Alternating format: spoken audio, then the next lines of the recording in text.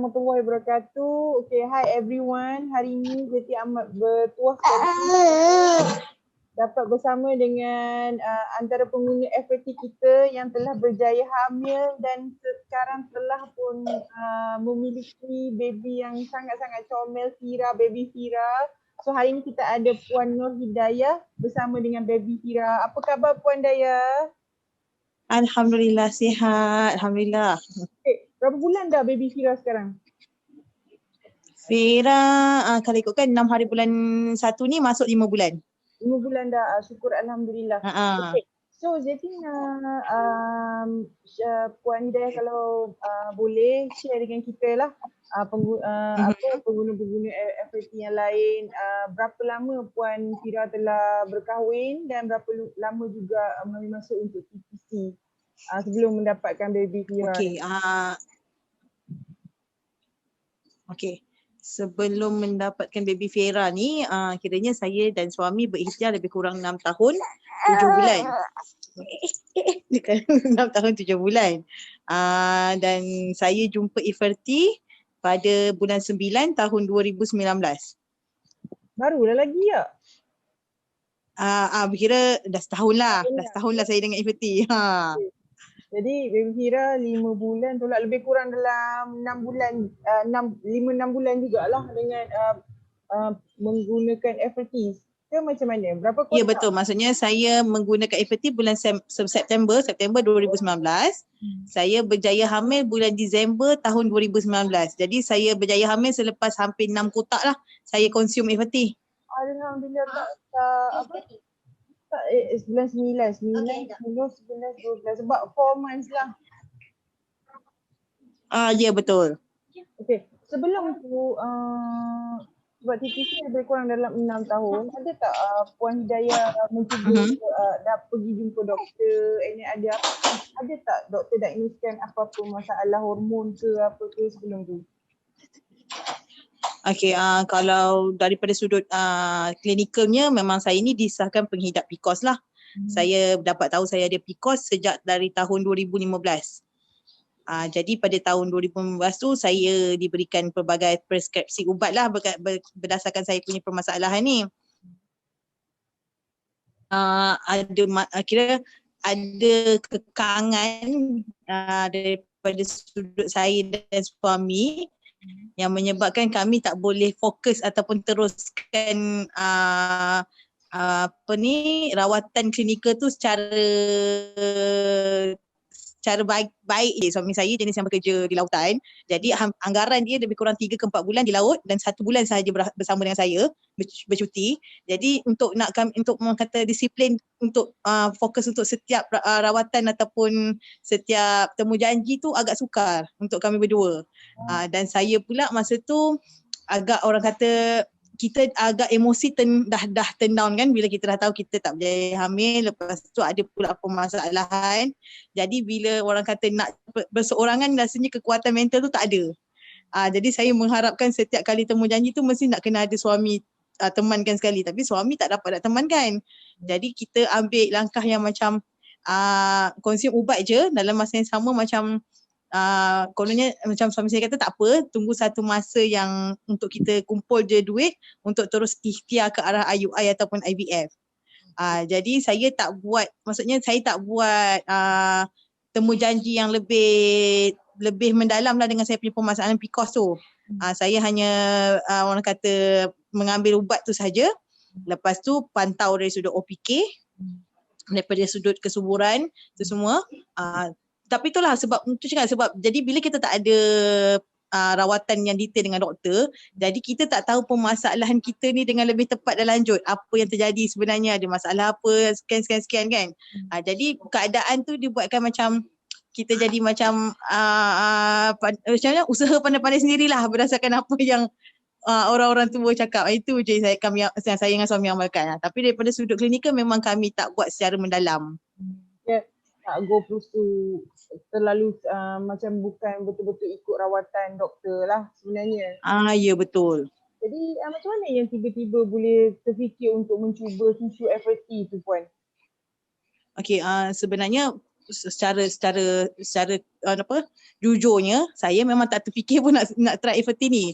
Sebabnya pada saat saya nak orang kata diperkenalkan dengan FFT ni, saya sebenarnya dah di satu tahap situasi yang saya rasa macam dah putus asa dah redha dah.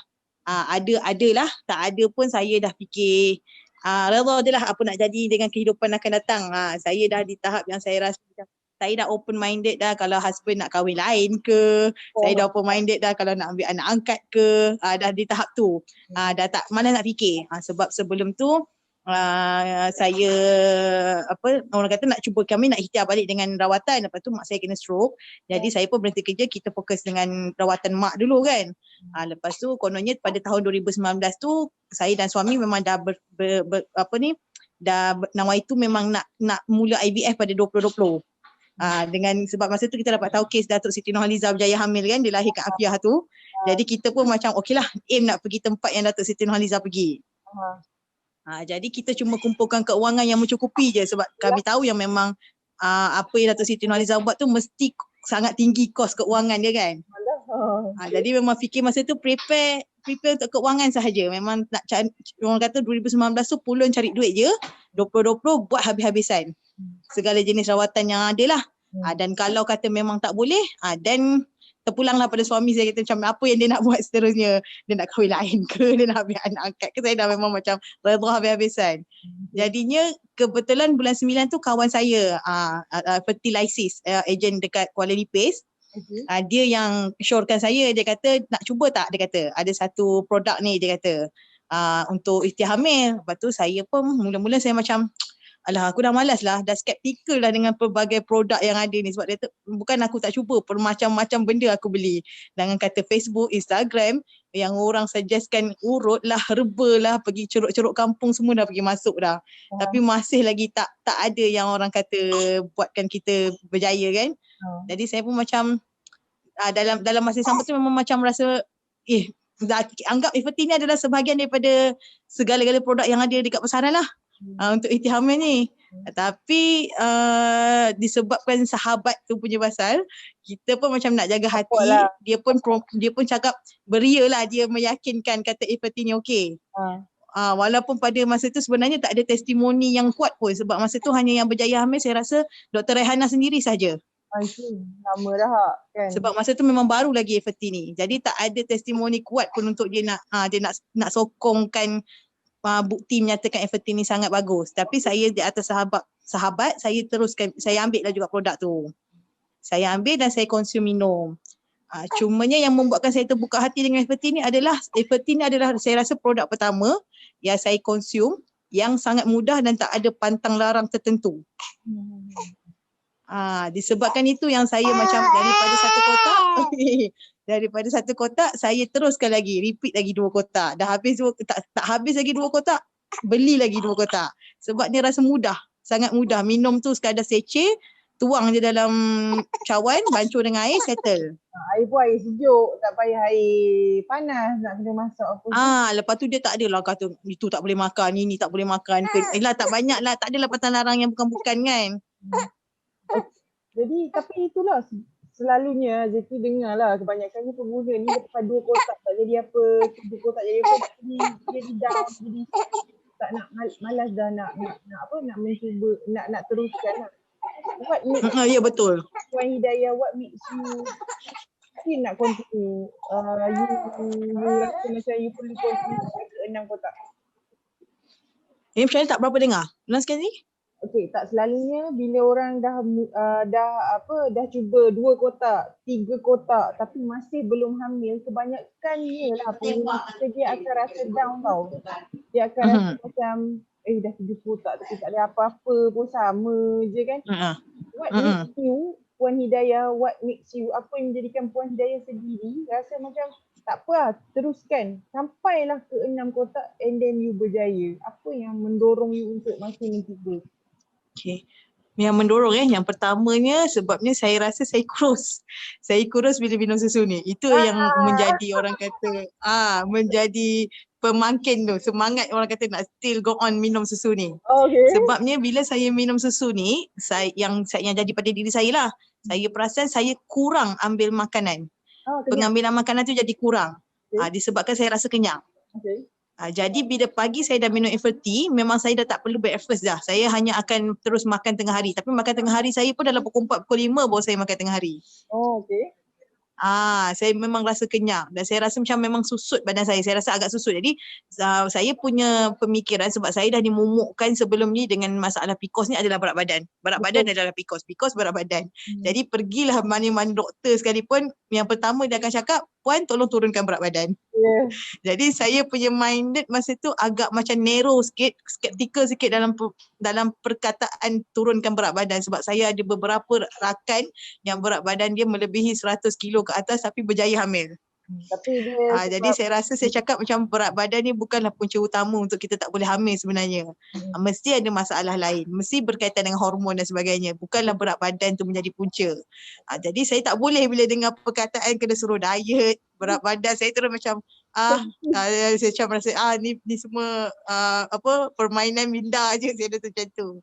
Jadi bila saya minum Everty tu saya rasa kenyang, tu terus saya macam kini cakap ni untuk turun berat badan ni best ni saya cakap kan. Okey lah, teruskanlah minum ni sebab nak memang saya punya masa tu nak turunkan berat badan. Sebab kan doktor cakap PCOS adalah berat badan. So okey tak apa, aku cuba turunkan berat badan dan nampaknya produk ni membantu aku turunkan berat badan tanpa perlu diet, tanpa perlu kawal makan. Sedap pula tu. Sedap lah tu. Senang nak minum, tak adalah rasa mual ke apa ke. Dan jujurnya saya masa mula-mula nak minum, memang saya ada rasa ni sebab saya orang yang tak makan kambing. So segala apa berkaitan dengan kambing memang saya tak boleh. Okay. Sebenarnya tak jadinya bila kata susu kambing, saya dah macam Allah, susu kambing boleh minum ke aku ni kan? License boleh ke minum ni? Dia kata cubalah dulu Dayah, dia kata. Tapi bila minum-minum langsung tak ada rasa kambing. Tak ada bau hamis, nak katakan benda tu kambing memang langsung tak ada kat dalam Everty tu. Itu yang macam minum laju je lah minum. Sedar tak sedar duk repeat je kotak Everty tu. Ya, kadang-kadang rasa macam nak minum dua sachet dalam satu hari sebab yang coklat dia tu sedap. Ya betul.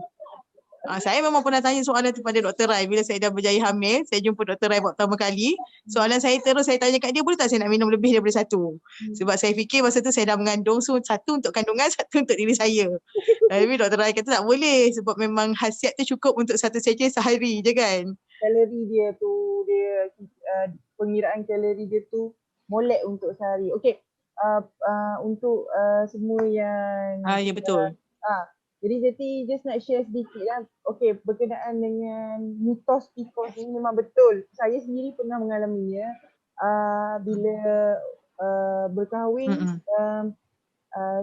Saya sebenarnya berkahwin dan hamil, tapi every time bila sampai ke 16 minggu baby saya akan tak ada heartbeat 2 kali lah. Okay, so bila berdepan dengan ni kali ketiga saya pun pergi jumpa kesuburan untuk check. And then sama juga macam Puan Hidayah kata, every time orang berbadan besar masa tu I was at 140 kilo. Though the first thing yang attack adalah PCOS. PCOS kena turun berat badan.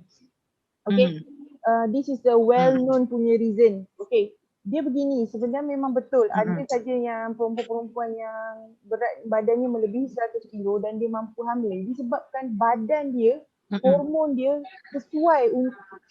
hormon dia goes balance dengan berat badan dia. Tapi ada sesetengah kita, bila kita turun berat sikit pun 10 kilo ke 5 kilo, 6 kilo, hormon kita tu kadang-kadang dia akan jadi subur. So that is why kenapa kebanyakan doktor fertility dia akan mensuggestkan untuk turun berat badan. Tapi kita ni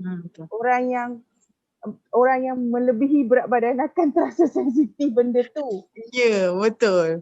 Jadi sebab tu saya selalu syorkan pada para pengguna Everty, kalau ada masalah PCOS, cuba yang coklat. Sebab yang perisa coklat yang sekarang ni, kalori dia adalah yang paling rendah. Okay, jadi at the same time kita cuba untuk ikhtiar hamil, at the same time kita mampu reducekan berat badan kita lah, insyaAllah. Betul.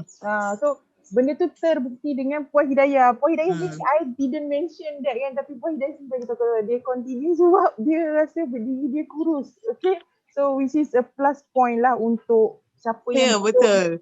belum mencuba FFT tapi Ya betul. Tapi memang benda tu terbukti. Saya bukan kata saja saya cakap lah. Okay, good.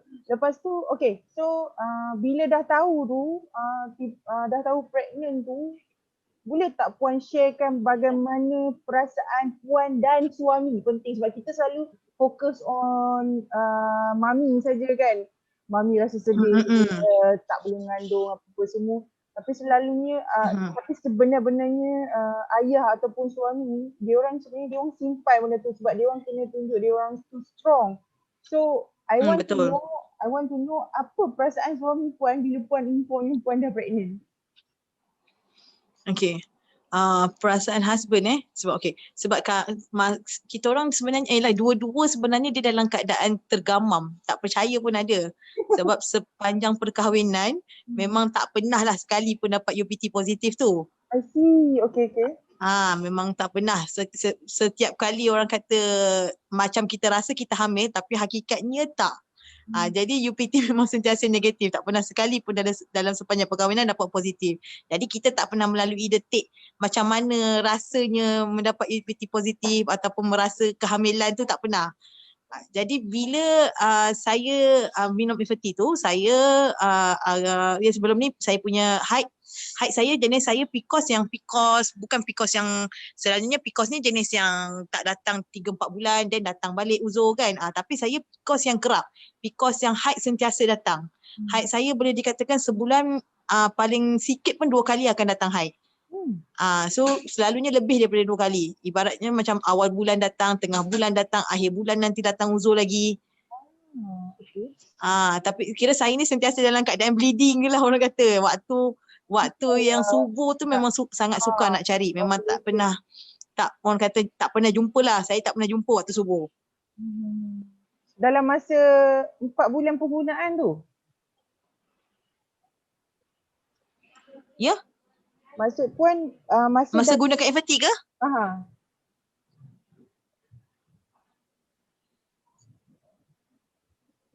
Puan, boleh dengar tak?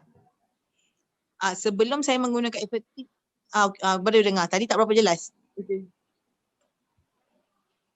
Sebelum saya gunakan FFT memang saya tak boleh dapat waktu subuh. Sebab itu saya jadi stres dengan penggunaan OPK tu. Saya maaf ini bukan untuk yang lain-lain ikut jangan ikut, ini tak bagus. Tapi pada saya tak boleh dengan OPK sebab OPK tu dia membuatkan saya punya mental lebih down. Sebabnya saya PJJ, jadi bila OPK benda tu kita dapat 2 line ke apa, husband saya tak ada sentiasa dengan saya.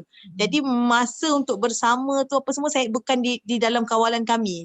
Jadi saya dengan husband tak boleh mengikut tertib OPK, waktu kesuburan dan sebagainya.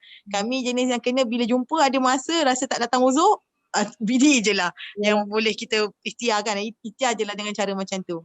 Jadinya bila minum FFT, height saya kotak pertama saya datang uzur. Kira baru minum kotak pertama saya punya uzur terus cantik. Terus saya datang uzur secara tetap. Bulanan tu saya datang memang sekali tu saja. Tak ada lagi datang berderet-deret. Dan masuk bulan kedua pun sama juga. Saya datang uzur yang tetap. Tetap juga. Dan jangka masa datang uzur tu pun tak lama. Lebih kurang 5 hari je. Kali pertama 5 hari, kali kedua 5 hari. Tiba-tiba kali ketiga saya tak datang uzur balik. Jadi saya berfikiran masa tu yang saya tak datang uzur adalah disebabkan mungkin masalah balik lah saya punya sistem tubuh badan ni. Saya punya PCOS tu ada problem balik lah, disebabkan itulah saya tak datang uzur. Jadi saya tak ambil berat, tak ambil cakna langsung tentang permasalahan uzur saya tu. Dan dalam masa yang sama saya masa tu agak busy tengah ada join satu event ni. Jadi saya busy dengan husband ke hulu ke hilir untuk event. Lepas tu orang keliling saya, family, kawan-kawan yang banyak cakap, diorang rasa saya mengandung sebabkan emosi saya di saat itu agak lain daripada kebiasaannya. Tapi saya sendiri menidakkan. Saya kata memang saya dah tak datang period, tapi sebabnya period saya baru 2 bulan ni yang orang kata apa? Yang lancar. Hormon tu baru yang betul-betul datang tetap. Sebelum ni tak pun. Jadi saya fikirkan memang memang permasalahan hormon tu datang balik lah, bukan sebab saya pregnant. Tapi bila orang-orang keliling cakap, saya masih lagi buat indah tak indah. Sampailah tiba-tiba satu saat tu saya tersentak sendiri. Saya kata kalaulah betul-betul saya hamil, saya sendiri yang akan menyesal kerana saya tak nak hanya sekadar saya takut kecewa disebabkan satu UPT. Saya akan terus kecewa jika saya kehilangan yang betul-betul kandungan saya. Jadi ni saya buatlah juga UPT test tu. Saya buat UPT test tu memang betul-betul double line. Bila double line saya tunjuk kat husband. Husband saya dah tak tahu dah UPT tu sebenarnya apa. Sebabnya saya dah bertahun tak buat UPT test tu. Jadi bila saya tunjuk kat dia, dia kata ni apa? Saya cakap, tengoklah. Tu dua line. Yelah dua line pun benda ni apa, dia kata. Saya cakap, ya Allah ini untuk ni lah nak test pregnant. Lepas tu baru dia terdiam. Dia macam, tapi saya tahu sebab kita dah sangat lama kan melalui proses tu, jadi dia tak terus cakap dengan saya yang kongres betul ke awak mengandung ke apa, tak. Dia tak ada jenis peran. Dia terus macam tak apalah, nanti kita jumpa doktor, kita check doktor. Dia terus bercakap macam tu, maksudnya terus bagi saya satu benda yang macam kita jangan terlalu yakin selagi kita tak ni dengan doktor, dan dia tak nak bagi saya satu harapan. Dia nak biarkan saya cool dulu supaya saya tak terlampau gairah dengan satu UPT yang double positif tu. Okay, Jadi dia macam tu lah, nampak relax je lah. Dia tak nampak ada kata dia happy ke nak menangis ke, tak ada. Langsung tak ada. Dia betul-betul mengalirkan air mata bila buat scan dan memang ada kandungan dalam rahim saya. Masa tu baru dia mengalirkan air mata. Sebelum tu memang dia relax saja. Dia nak supaya saya ni kuat. Kalau betul-betul saya tak berjaya hamil, jadi saya kuat. Saya tak mengharap dan tak down. Faham juga. Macam Zati kata tadi lah, suami selalunya dia kena orang kata dia kena pendam. Sebab dia Ya kena betul. jadi kita punya tulang belakang kita kan. Betul. Strong. Okay, Alhamdulillah lah. Jadi Zati nak Alhamdulillah. tanya, okay, lepas dah mengandungkan baby, ada tak puan stay continue untuk mengambil susu FST ataupun puan stop? Kalau itulah pertama kali saya jumpa Dr. Rehana adalah semasa saya mengandung, lebih kurang dalam kandungan saya umur 3 bulan. 3 bulan nak masuk ke 4 bulan. So masa tu saya tanya Dr. Rai sebab saya memang still on FT, saya tak non-stop daripada tarikh saya ambil September 2019 tu, saya non-stop sampai dah saya tahu saya hamil, dah jumpa Dr. Rehana. Lepas tu masa tu Dr. Rai kata FT ni sesuai untuk saya ambil sehingga kandungan saya berusia 16 minggu. Selepas tu Dr. Rai sarankan saya untuk ambil susu yang lebih komplit lah untuk kandungan, untuk ibu mengandung. Tapi walaupun dah dengar daripada mulut Dr. Rai sendiri macam tu, tapi saya ni yakin dengan diri saya sendiri. Saya rasa macam saya sesuai dengan FT dan sangat ngam dengan FT. So saya dalam otak saya rasa macam taklah, kalau aku nak hamil dan sepanjang aku berapa bulan ni dengan FT, kandungan aku okey, langsung tak ada alahan, kuat, bertenaga. Husband saya tak ada sepanjang saya mengandung sebab dia kena kerja dan PKP pula lagi kan. Jadi saya driving seorang, pergi check up apa semua alhamdulillah tak ada masalah. Memang saya langsung tak mengalami permasalahan semasa mengandung. So saya kata buat apa saya nak tukar susu lain, better saya teruskan di FT ni, tengok macam mana. Dan memang saya teruskan FT sampailah saya masuk ward. Hari yang saya kena sedar diri untuk bersalin, saya masih lagi minum FT dalam ward tu. Dan macam mana dengan alahan puan? Memang langsung tak ada. Langsung tak ada. Saya punya journey mengandung sangat best. Sebab tu saya sangat yakin dengan FT. Sebab tu saya teruskan juga. Memang saya tak miss minum. Kiranya daripada bulan September 2019 saya tak stop minum sampailah Ogos 2020. Alhamdulillah, syukur sangat. Okay, bagaimana masa cek baby tu, ada tak puan ada masalah darah tinggi, kencing manis ataupun HB low ke apa ke begitu? Ada tak? Darah tinggi tak ada, tapi kencing manis memang saya ada masalah kencing manis. Itu pun di akhir-akhir usia kandungan tu dah semakin besar lah. Tapi memang itu salah saya sendiri, saya rasa sebab saya memang sangat gila untuk ambil makanan yang manis. Saya sangat suka. Berapa kilo puan? Ya? Baby Fira berapa kilo? Baby Fira masa bersalin berat dia 3.07. Tak adalah besar mana walaupun ada diabetes punya problem kan. 3.07 betul. Kira tak adalah berat sangat. Okey lah, kita terkawal lah sebab orang takut pasal tu, pasal orang takut. Tapi saya masa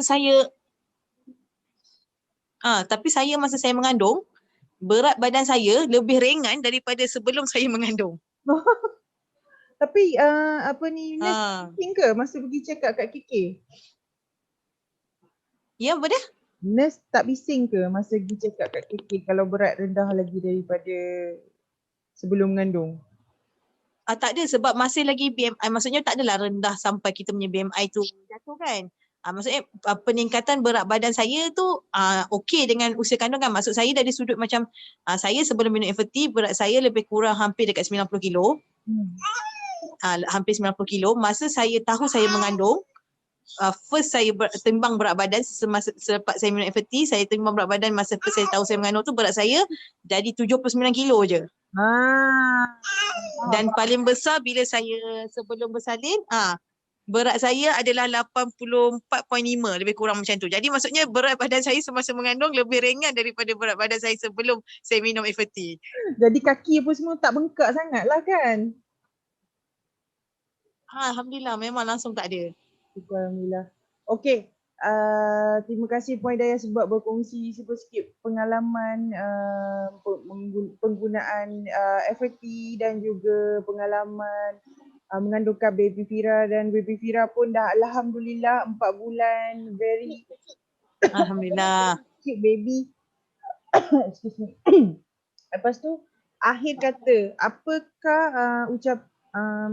yang Puan boleh share dengan bakal mami yang di luar sana yang masih belum pasti sama dia ingin mencuba ataupun tak mencuba susu everything ini.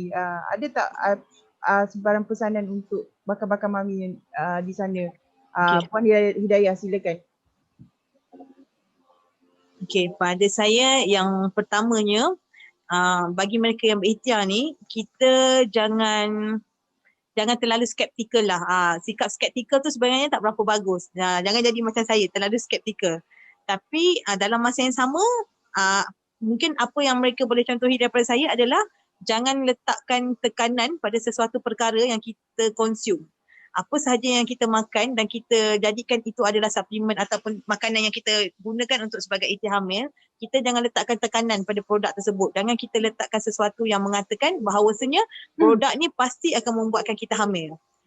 Tapi kita letak keyakinan pada Allah yang aku menggunakan produk ini dengan asbab untuk aku ikhtiar hamil dan hanya engkau yang memberikan segala-galanya, dan perkenankanlah ikhtiar hamil aku ni supaya aku hamil. Jadikan perkara itu sebagai kita punya pegangan, sebab saya perasan, saya tak kata perasan lah, saya sendiri pun dulu permulaannya adalah saya seorang yang sangat mengharapkan sesuatu barangan yang saya beli dan saya makan tu mesti membuatkan saya hamil. Jadi bila benda tu tak berjaya, saya jadi down, emosi saya lost, saya boleh hampir depress orang kata disebabkan tekanan-tekanan perkara ni. Dengan keadaan orang kata lah, ada yang tak semestinya husband 24 jam ada dengan kita pun kita mampu orang kata ni dengan emosi kita kan. Sebab persekitaran kita berbeza, masing-masing ada persekitaran yang menguji dan mencabar. Ada yang orang kata mungkin nampak selesa kehidupannya tapi berjauhan dengan suami, ada yang dekat dengan suami tapi mungkin dari sudut keuangan ke persekitaran dia tu tak berapa selesa. Jadi apa-apa pun jangan letakkan 100% pada produk, tapi tawakal dan usaha yang kena 100%. Tawakal tu dan jadi atau tak itu kita letak pada Allah. Betul. Dan doa dan jangan stres. Stres tu saya rasa adalah punca paling utama kenapa kita makan sesuatu perkara tu tak betul-betul diserap ataupun berfungsi dengan baik dengan badan kita. Sebabnya otak kita sendiri reject apa yang masuk dalam badan kita bila kita stres. Ya. Betul lah apa yang di-sharekan dengan dari Puan Hidayah tu, apa yang penting usaha kita kena 100% dan sentiasa doa dan mohon pada Allah supaya segala apa yang kita usahakan itu menjadi kenyataan seperti yang kita mahukan. Sekarang alhamdulillah Puan Hidayah dan suami dah ada baby Fira yang sangat-sangat comel ni, gerak. Amin, alhamdulillah. Okey, nanti insya-Allah boleh cuba adik kepada baby Fira pula ya Puan. InsyaAllah. Boleh cuba adik pula. Boleh cuba adik pula nanti. Okey. So setakat ni saja perkongsian kita pada hari ini. Terima kasih banyak-banyak Puan Nur Hidayah sebab sudi berkongsi pengalaman dengan kita. Okey, saya dan juga pihak FRT sendiri berdoa semoga baby Fira terus dia membesar dengan sihat walafiat dan InsyaAllah menjadi seorang anak yang solehah buat Puan Hidayah dan suami. Amin ya rabbal Amin. alamin. Semoga Terima ada kasih juga rezeki. Puan Zeti Ya. hubungi saya. Sama-sama Puan, dan semoga ada rezeki untuk menambah lagi. InsyaAllah amin. Amin. Okey, terima kasih Amin. banyak Puan. Okey. Setakat ini saja perkongsian kita hari ini. Assalamualaikum semua. Bye. Waalaikumsalam. Bye. Bye Aunty Zeti. Bye.